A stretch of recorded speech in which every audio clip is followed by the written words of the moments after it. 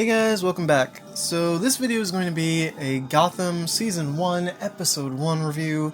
We're going all the way back to the very beginning of Gotham. So, again, this time, during the Gotham review, I have my partner here who's going to be also... Say hi. Hi. Who's also going to be talking about this. This is our show. This is one of our favorite shows. So what should we even talk about first with this? Should we just talk about the beginning?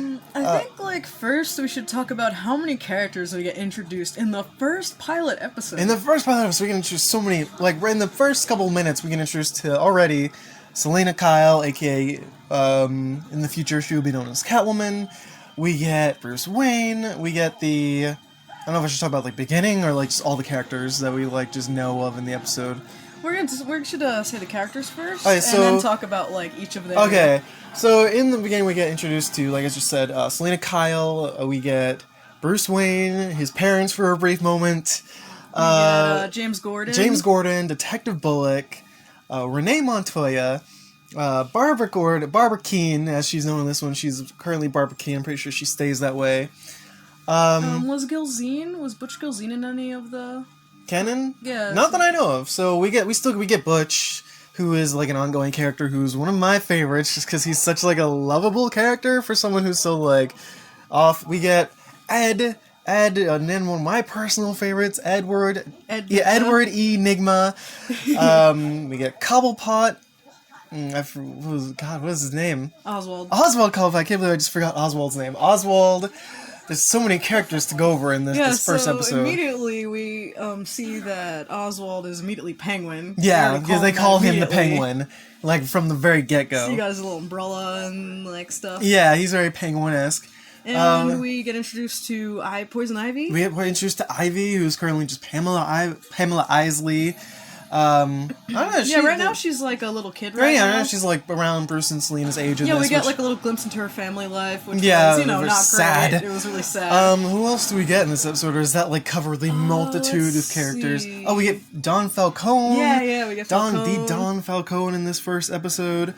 I think that pretty much sums up to the extent of characters in the first episode. We get at least about 5-6 characters in the pilot main episode, characters. Already for us. It's kind of surprised me, going back and watching it, how fast they introduce in the first 6 major characters that are gonna be throughout the whole show. 10 minutes we get most of these characters, and it's amazing.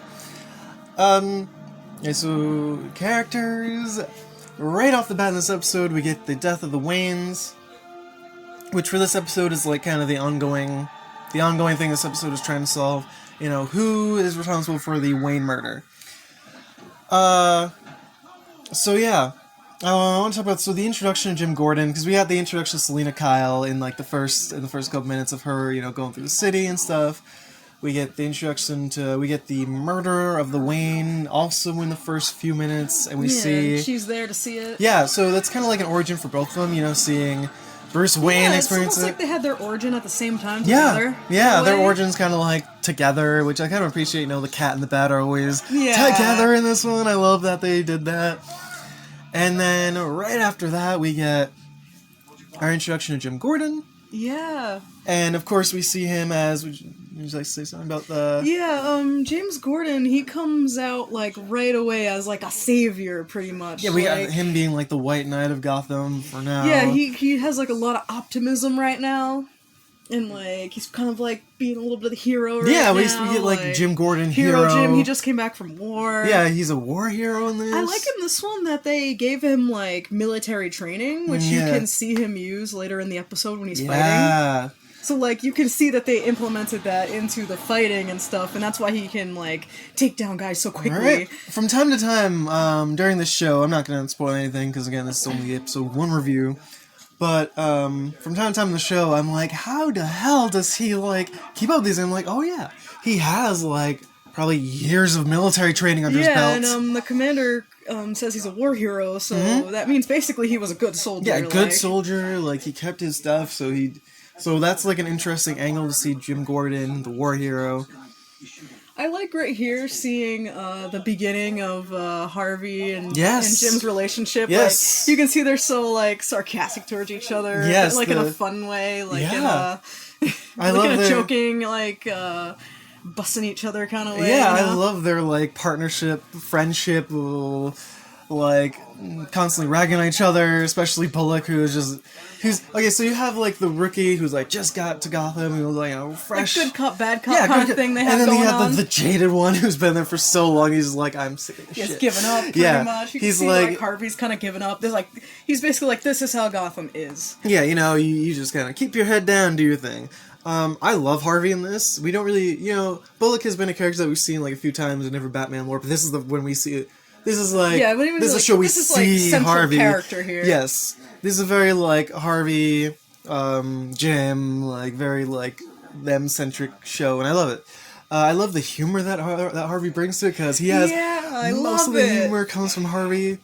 Yeah, I love Harvey's like just like his whole like personality. Yeah, he's like a sarcastic, I love it. sarcastic humor to it, like a dry humor. But I love how like quick Jim is on his sarcasm. Like as soon as Harvey says something, Jim is ready to like with a quip right away. Like he's ready to say something back.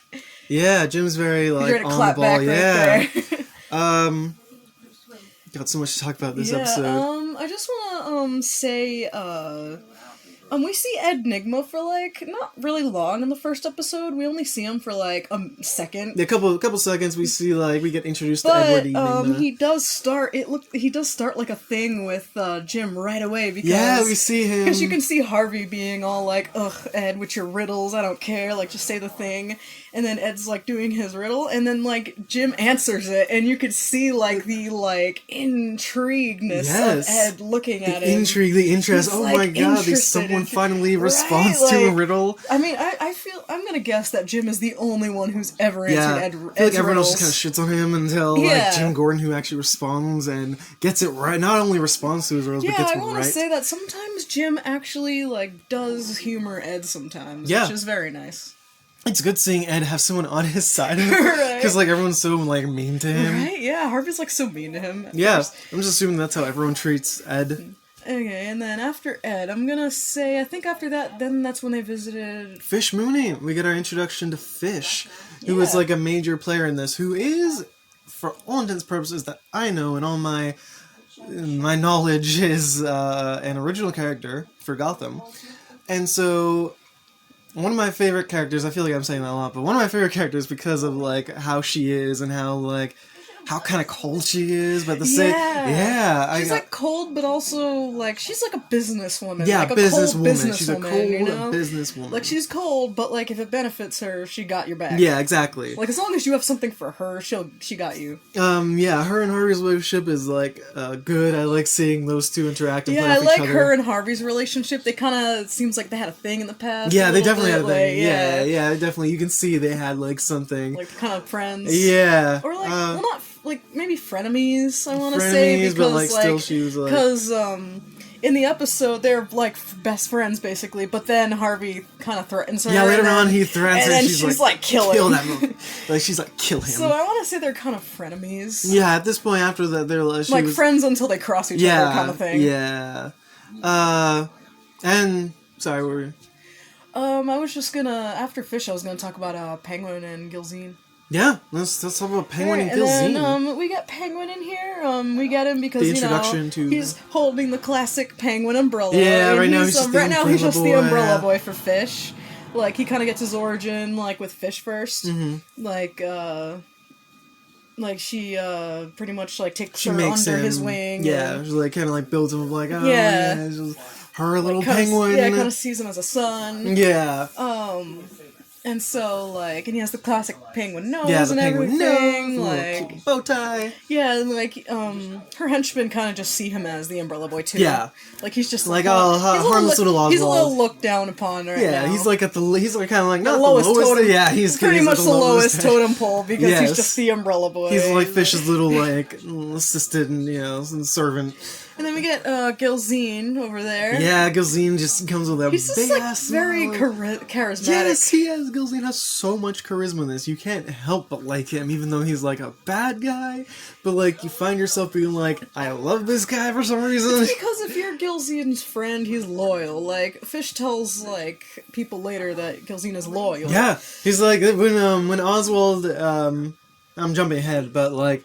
when it's revealed that someone in the organization is a snitch, and Oswald is immediately like, "Oh, it was Butch." She's like, "Nah." She's like, He's Butch is loyal. loyal. And that's true. Butch is like one of the most loyal characters in the show to like a person that we see on the show. And so that's interesting, seeing like the Butch introduction. Yeah, and I want to say, as soon as she knows it's Penguin, then we got the classic Penguin limp because she beats the crap out of him. Beats the ever-living crap out of him. Goes for his leg with a cane first. Immediately just goes for his legs. Yeah, so she messes his leg up bad. Yeah, once it's revealed that he is like on against her. I love how she just immediately knew too.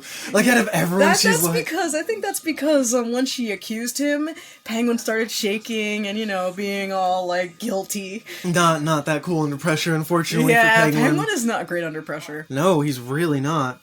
And so we have that whole thing of Penguin, being a snitch to Renee Montoya, who is currently the head of the Major Crimes Unit. They're like have a whole investigation into everyone knows that GCPD is dirty and like they're all criminals and all this shit, but like she's like I guess trying to fix that, or like just trying to get as many people as she can. I feel like Montoya is more for her own things right now, because in the episode you see like that she's all like, "Fuck you, Gordon." Yeah, she really has it out for Gordon because she hates him. Because of another point we're going to talk about now, because now is as good a point as any. Before we talk about her stuff, please. I just wanted to point to Ivy real quick, because hers isn't really like a long thing. Yeah. I just wanted to point out that we see Ivy's family. I think her wearing the green sweater. Yeah, she's wearing a green sweater. And she's tending to plants around her plants apartment, everywhere. So it's very obvious. No abilities yet that we see. Yeah, she's but it's very obvious that she's like plant and everything. Yeah, plant acting like abusive fighting for the household. plants. Yeah, unfortunately we see that her and her dad, and like obviously it's like not a good household. Yeah, so like she has like her sad story. Yeah. Yeah, I just wanted to point out to her real quick. To touch on Pamela Isley. I think in this one even she's just called Ivy. Yeah, she's not even called Pamela Isley. She's just called. Yeah, they all call her Ivy. Yeah, they call her Ivy. Which fine, cool. I like that. Everyone just kind of has their little nicknames already. Like Edward Nigma, and then James Gordon, Gotham. Jim, and then Harvey. They just call him Harv. You get a name. The Penguin's you find Penguin, a thing. and yeah. So anyway, Montoya. I want to talk about Montoya real quick because she's currently playing the same character on the show, the other show I'm reviewing, Batwoman, which I just find funny is that she's currently playing like the same character. You got a good person in a good role. It's just you got a good person. She's great in that show, and so like in this one, she's like kind of a bitch. Was she also the Montoya in that movie we saw? No, she was not. She's playing the Montoya She's a really good looking Montoya, honestly. Yeah, she's good looking Montoya. She's a badass. And like in Gotham, however, she is kind of a bitch. Yeah, in Gotham she's not in the greatest light. Do you want to talk about like I already went on about how she's great in Batwoman. So right now, so Montoya thinks Jim like is corrupt too, because the whole GCPD is corrupt. GCPD is all corrupt. So she thinks he is too, but Montoya has an alternative motive. Montoya always has a hidden agenda. And her hidden agenda is Barbara. Barbara Keene, because they, of course, in this show had a previous relationship.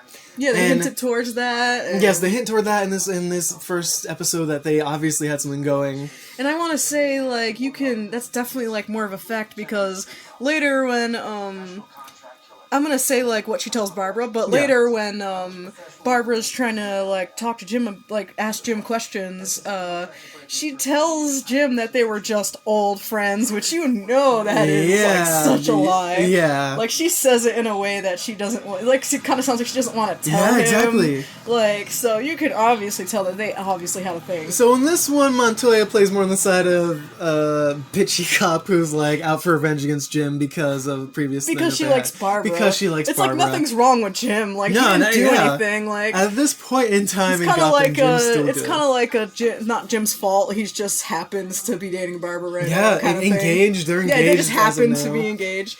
And so, like, Montoya's trying to badmouth Jim the whole time to Barbara, like, telling her that Jim's corrupt and that, like, he planted evidence and all this other stuff. Like, he planted evidence on Mario Pepper, which is Ivy's dad.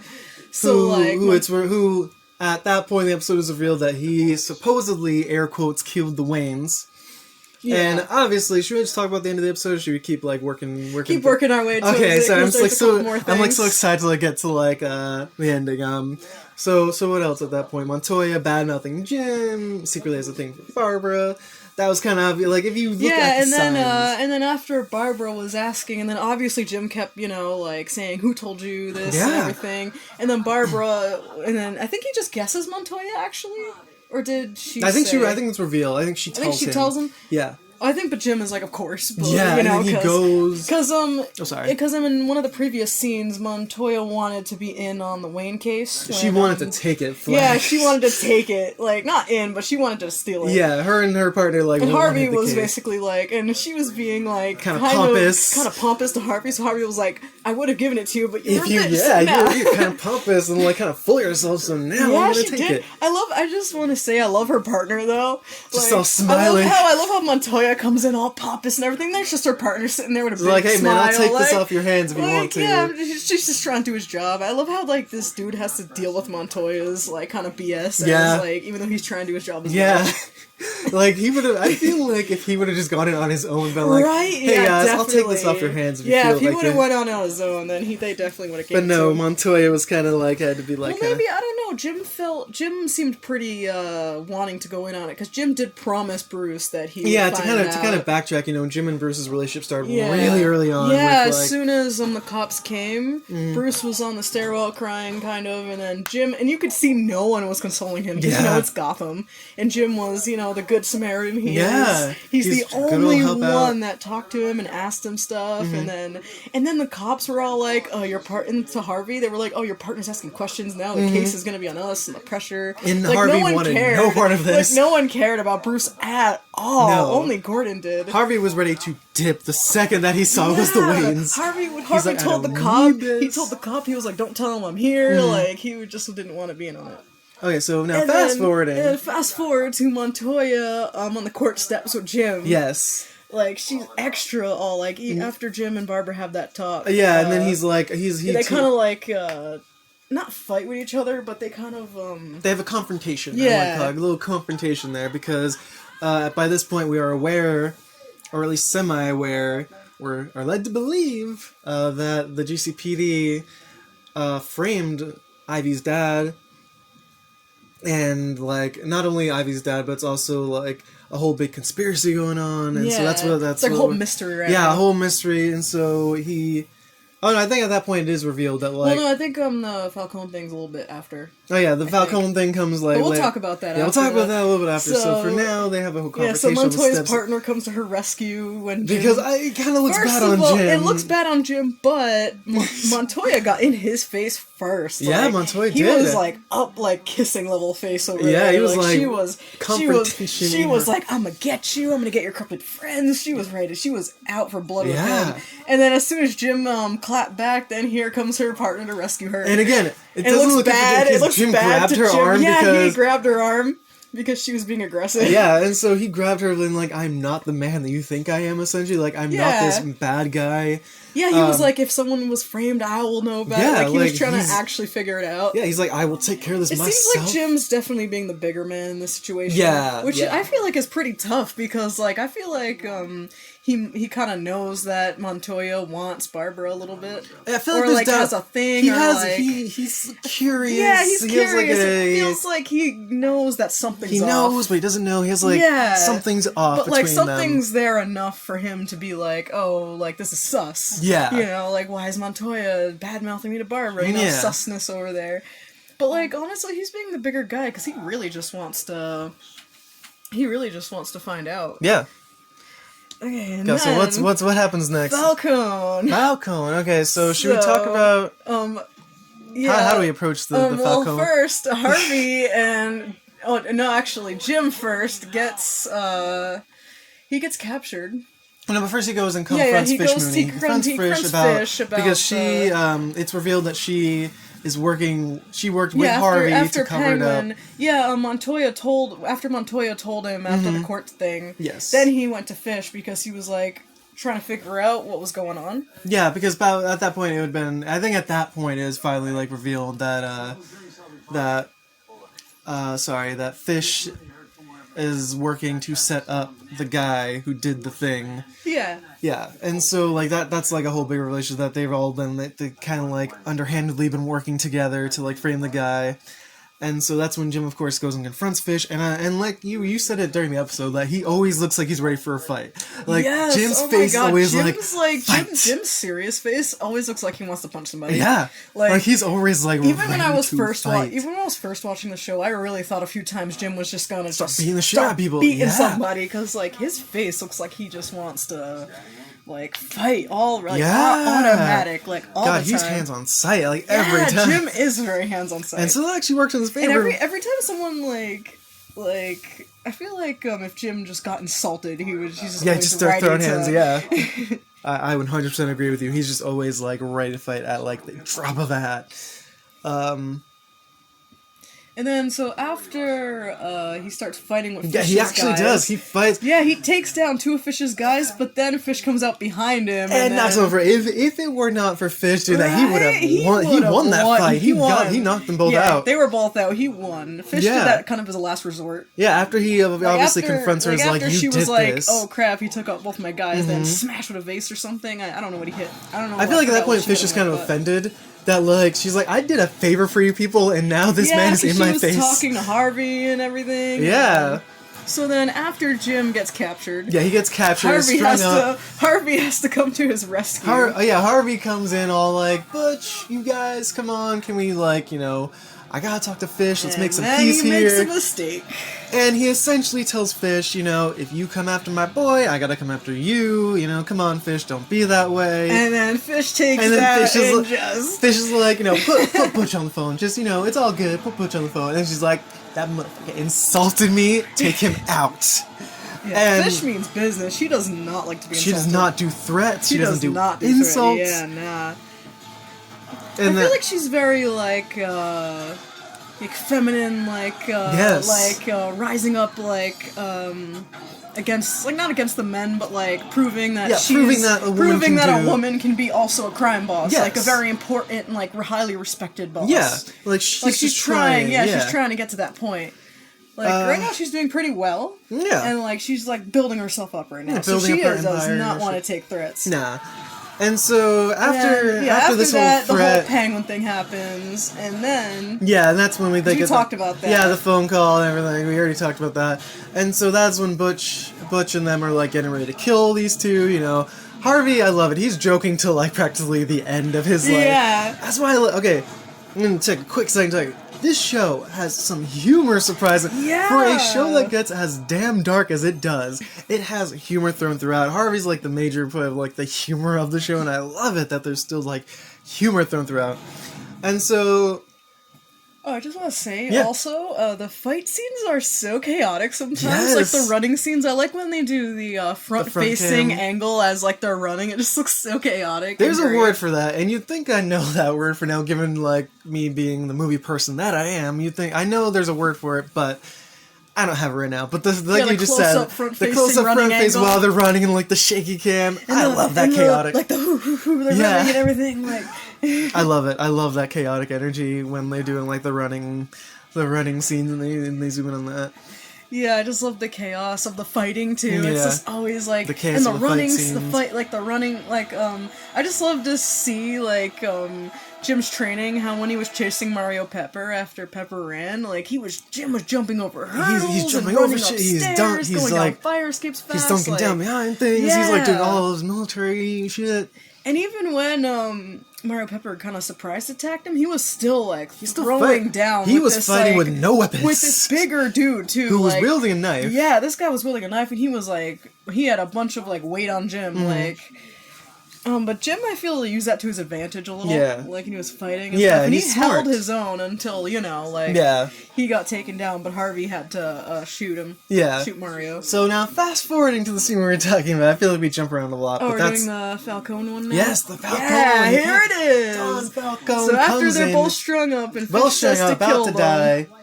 Then Don all of a Falcone sudden, comes in, the garage boss, opens, guns blazing. Falcone's takes out men. most of these people except for Gilzine. Butch, because you can't kill Butch just yet, you know? Butch is great. He is Also, it seems like Falcone knew him a little bit. He just yeah, didn't he know like his name. remembered him from, so he's like, I apologize, but like, have we met before? Like, he's some like kind of recognition to him. I love how Gilzine immediately was like, Gilzine, sir, like, give him respect. He's like he's a Don Falcone. Like, looked away, like, everything, like... Yeah, there's, like, respect there. Everyone's, like, respectful and afraid of him. Don Falcone. But also, like, not just afraid, but very, very respectful. Yeah, there's, like, so much respect there. Yeah, like, everyone, like, is just, like, Falcone's the boss. Yeah. Like, everybody knows. And so he comes in... Oh, yeah, sorry, no, finish your I just love the part when he was, like...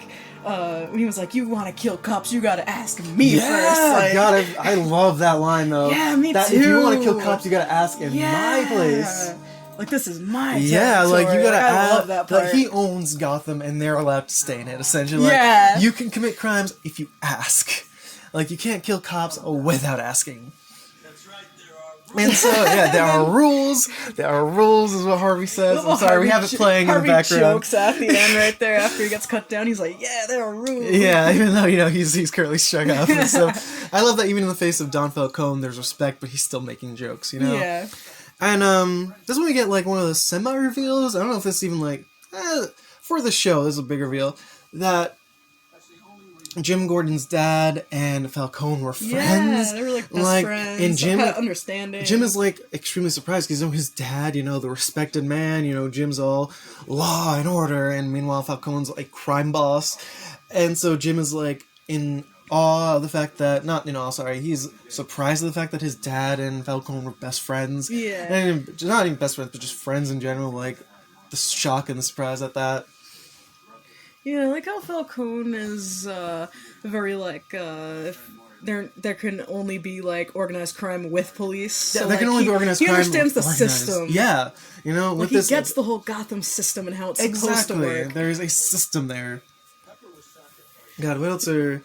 Let's see, and after he reveals the whole, like... Jim's dad was his best friend. They were friends, you gotta have law and order. Yeah, and then after he goes through that whole thing, Jim basically just straight up asks him about the pearls.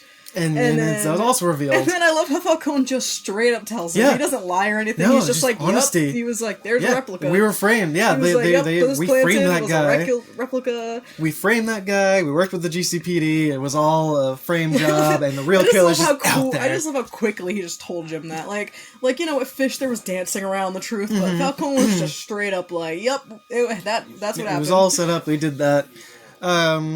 And then, of course, we get the lovely car ride between Bullock and Jim, driving down to the pier. The pier, which is the bane of everyone's existence in Gotham. Pier, man. Of course, we'll talk about that later on, because in the 5 seasons of the show, the pier is, like, that pier prominent. Shows up so much. So prominent. That pier is, like, I feel like they just shot a lot of their, movie, show at that pier. And so, we, of course, get, Harvey and them at the pier with the car, and Harvey goes around, and Penguin is in the trunk. That Penguin is sentenced to death at the hands of Jim Gordon, because Jim Gordon has to learn the rules, and this is his way of learning the rules. Yeah, because Jim went up to Fish all kind of... and because he, like, kind of defied things. Yeah, he defied Fish, he kind of... Then he defied Falcone. I don't want to say he defied Falcone, but he kind of was, like, kind of stuck. He got in trouble, you know? Yeah. He wasn't supposed to get in trouble. Jim got in trouble. Yeah, he wasn't supposed to do the things he did. And so Harvey's just going over... Harvey's, like, laying down law, you know? He's like, you do this... And you're spared, your girl's spared, everyone's spared. Because if not him, someone else. Yeah, I love how Harvey was basically like, if I don't kill you, someone else will, and Barbara. Yeah, exactly. It's not just you, it's other people you have to worry about. And also I love how Harvey, even though, like, in the beginning of the episode he yelled to the commander, he was all like, I don't want Jim to work with me, I don't like him, he's gonna get me killed. He saved Jim's life once, and then when he was explaining that Jim had to kill Penguin, he was all like, I like you, Jim, and I don't want to, but I'll try. And he's like, it'll make my stomach, it'll kill me, but I'll try, you know? Yeah, but he, like, explained that he actually did like Jim and didn't want to. He still has, like, it's like a growing friend. It's like a kind of growing bromance. It's like a budding bromance right there that we see. And so we get Jim, of course, having to take care of business, walks Penguin down to the pier, and Penguin's just begging for his life. Yeah, he's just like, I will be your slave, I'll be your he servant. says that, yeah. I will do whatever you tell me, I'll be your spy. And then the last little, please have mercy, and Penguin's just crying at the pier. And of course, Jim leans in and tells him, just never come back to Gotham, and we're cool. Yeah, he tries. Like, Jim tries to be a good guy still, like, but Jim tries to be a good guy in Gotham. He just can't go over that line right now. And now, he still can't cross that line. He does that fake shoot thing, and then throws Penguin into the water. Pretend to shoot Penguin, throws him in the Gotham River, and then returns back to his fiancée, his fiancée. Yeah. I just want to say something about Barbara. I could see in the beginning that Barbara wasn't really interested in Jim's stuff in the beginning. Like, she kind of just played it off. I'm just gonna tell you guys right now. Jim's first day, and then Jim's first day on the force, and he, like, saved somebody. Mm-hmm. Or not first day. I don't think it was his first day, but, like... Semi-first day, I believe. He's, like, just started off. Because, like, he was like, guys, I got this, when he was, like, saying... So I think he's been there, I think, for at least a couple days, probably. Yeah, he's been there for a little bit. Yeah, we don't know how long yet, but... Yeah, but he's been there. I just want to say that Barbara did not care about his stuff at all. No. And then, after he came home all tired, he was all like, I don't want to go to this art gallery thing, and then she was like, we don't have to, but you could tell she didn't like it. Yeah. So it's kind of funny that, like, Barbara was all offended when he didn't like her thing, but, like, she was okay to kind of just throw away his thing. Yeah. Like, you know, he just went through a stressful situation at work, and she was all like, your uniform's stupid, I don't like you in it, I lied about your uniform, like, I was just like, Barbara's not exactly the most, like, show love it seems like Barbara kind of just wanted him to do whatever she wanted, didn't care about his life, kind of. She only got concerned when she thought he was a bad man, that's it. Like... Kind of like slapping a face to Jim right there a little bit. Yeah. Like, pretty much has a fiance that's like, I don't care. She's still, you still see, she loves him. Yeah, she does, but... There's like that but there with Barbara, because Barbara has so many mixed feelings about this character. Yeah, Barbara has a very weird, I don't want to say weird personality, but she has a very, like... kind of odd aura around her. Yeah. Like, whenever she says things and does things, she has, like, a weird aura. You never know, like, where to place her. Yeah, what is she gonna do? Yeah, you don't know where to put her in the whole thing of characters yet. Yeah. And so, I'm pretty sure we're getting toward the end of the episode now. Okay, so now Jim goes to Bruce, and he essentially... This is always something I was on the fence about. Okay, I'm just gonna say right now, this is always something I was on the fence about, of him coming to this, like... 8-year-old or whoever old he's supposed to be and be like, and telling him like the big conspiracy of Gotham. Yeah. Like, explain to this child. He's like, now you gotta be quiet about it. Yeah, like... now don't tell everyone that Gotham's actually run by the mob, which everyone I guess already kind of knows. Yeah, it's like kind of an unspoken But like to tell him that like, oh, by the way, it was framed, your parents' killer is still out there. Yeah, but then we get, like... I just want to say when he first comes, Bruce is, like, on the top of the mansion of, like... I love Alfred, like, though. You can see the beginning of Alfred not really knowing what to do yet. Yeah, not really knowing how to handle a child at this point. Like, Bruce, get your bloody arse down from there. Yeah, he's still, like... yelling at him. He's, like, yelling at him. Yeah, kind exactly. Of, like, more of a, like... A guardian. Yeah, like a guardian, have to keep this kid safe, not really a father yet. Yeah, not really a father yet, but he's still the guardian role. Like, how do I handle this child? Like, he's protecting him and making sure he's safe, but also doesn't really know how to approach it yet. Yeah, doesn't really know how to, like, handle a child whose parents just died. Yeah. And, plus, like, Alfred must also be going through a lot of stuff right now, because he just lost his best friend. Yeah, his best friend, Thomas Wayne. I mean, like, he might have been best friends with Martha, too, but, you know, Thomas Wayne was his best friend and everything. Like, so he just lost his best friend and has to deal with his best friend's child that he also loves and sees as a son, kind of. Yeah, I feel like he definitely sees him as a son. He sees him as a son right now a little just doesn't bit, know but, how to like, handle not fully yet, you know? I feel like it's more of, like, does see him as a kid, but still, like... doesn't really know how to approach... he doesn't know how to handle it. And I love how, like, of course, Selena's keeping an eye on Bruce. Yes, the ending, of course, is Selena watching over Wayne Manor, and of course, we're going to be watching over Bruce Wayne. Oh, and then we get the whole, after Gordon tells Bruce about the whole conspiracy, we get Bruce brooding. Brooding being like... His first brood right there. And he's all like, I'm glad he's alive so I can see him again. And it's like, damn, you know? And essentially Gordon promises him that he will take care of it, and Bruce accepts that for now. That like, Gordon basically gives him his badge and is like, I will quit right now, but... Yeah, I just want to say props to Gordon, though, for, like, pretty much giving up his entire job for this one child that he barely knows about. Because when Harvey was like, you know who these people are, right? The Waynes, and then Gordon didn't really know. He was just like, oh yeah, the Wayne Corporation. Yeah. Like, so that would be basically like, in real life, if you just kind of heard about a celebrity but didn't really know about them, then, and just like, oh, they own a building. Like, that's kind of all he knew about them at first. But now, like, that he's talking to Bruce, he's getting a little bit more involved and a little bit more closer to him.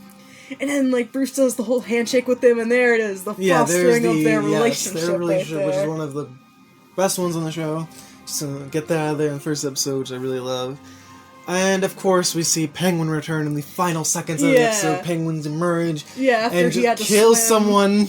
Yeah. Right off the bat. Well, Penguin's a killer. But... Yes, he just kills someone for... God, that was quick. Right? I just also wanna... I don't know, like, in the scene, I have no idea. Like, the fisherman... When the fisherman saw Penguin, I don't know if the fisherman saw Penguin look at the knife, and that's why he tried to grab it, or if the fisherman was gonna grab that knife to hurt him first. I'm assuming that this guy is in Gotham. Like I didn't know if the fisherman was gonna be, like, knife on sight, or, like, if he just knew Penguin was out to get him. I think he was more like, strange man, this is Gotham. Well, he did hear someone behind him at first, but he just couldn't see him. But Penguin, that was straight up murdering. I just want to say, Penguin's very, like, sneaky and resourceful. I was gonna say vicious, but yeah, that too, sneaky and resourceful. Oh my god, yes. Penguin is one of the most vicious characters. Like, when one of the first scenes when he's with Fish, he's like, "Can I have a turn?" Yeah, when Fish's guys were beating the crap out of someone that owed her money, he was like, got the bad. He was enjoying that, laughing with them and everything. He's very, like, vicious. So yeah, the end ends with Oswald committing just brutal murder, which if that doesn't just describe Gotham, just like blood splatter everywhere, his throat, like, just quick. Yeah, this is why this show is for the gore. Again, I just want to say, like, he's very resourceful because, like, he was, like, limping and everything behind the fisherman, but as soon as the fisherman looked by, he was gone. Yeah. Like, and then he just instantly appeared by him. Like, he's so quick. Yeah. Even with the limp, he's, like, very fast. Yeah. Like, he's very good at survival. Yeah, he's a survivalist. Yeah, like, he's very good. Yeah. I think that pretty much sums up the first episode of Gotham. Yeah, there was, like, a lot to talk about. Yeah. Because, like, we got thrown so many characters. Yeah, that first episode was great, though. I loved it. Yeah, oh, God, the theme, the music, the everything. I love the da-da, like, in the beginning and at the end, too. Yeah. So, yeah, I think that pretty much sums up the first episode of Gotham. I loved it. Yeah, me too. Yeah, that was all... It was great. Yeah. Again, we'll be doing the rest of these, so keep an eye out. We're going to be doing episode by episode. So hope you enjoyed. Anything else to say about that? No, I think we pretty much covered everything. Alright, we'll talk to you guys later. Bye. Yeah, bye.